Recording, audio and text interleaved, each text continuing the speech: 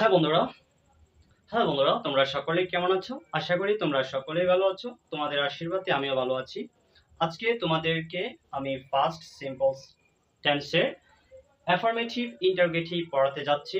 আশা করি এটা খুবই সুন্দর করে তুমি শিখতে পারবা। এক নিমিষেই হাজার হাজার লক্ষ লক্ষ কোটি কোটি বাক্য একাই গঠন করতে পারবা।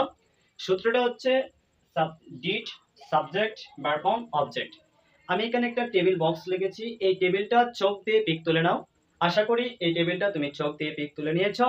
এখন আমরা এই টেবিলটা কিভাবে পড়বো সেটার মেথডটা দেখবো। তো দেখো, সাবজেক্ট, ভার্ব, অবজেক্ট। ওকে, আমি সাবজেক্ট হিসেবে I, we, you, they, he, she, it, Sagar, my mother. আবার ভার্ব হিসেবে go, eat, play, read, write. এবং অবজেক্ট হিসেবে rice, cricket, market, the book, a story. তো আমরা এটা কিভাবে পড়বো?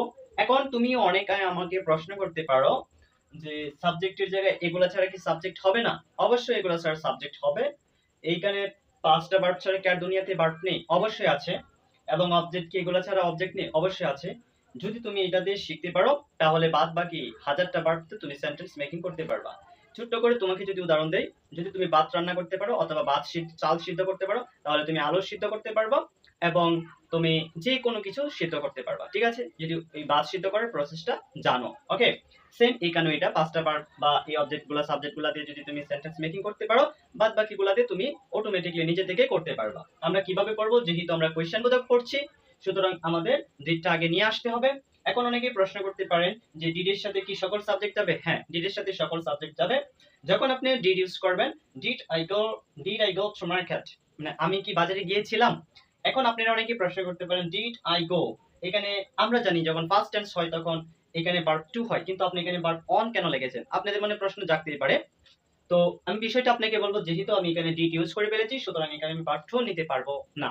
আশা করি আপনি বুঝতে পেরেছেন। এখন দেখেন, did I go to market, আমি কি বাজারে গিয়েছিলাম।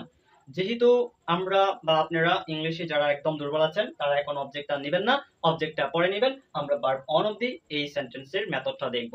ডিড আই গো, আমি কি গিয়েছিলাম। ডিড আই ইট, আমি কি খেয়েছিলাম। ডিড আই প্লে, আমি কি খেলেছিলাম। ডিড আই রিড, আমি কি পড়েছিলাম। ডিড আই রাইট, আমি কি লিখেছিলাম।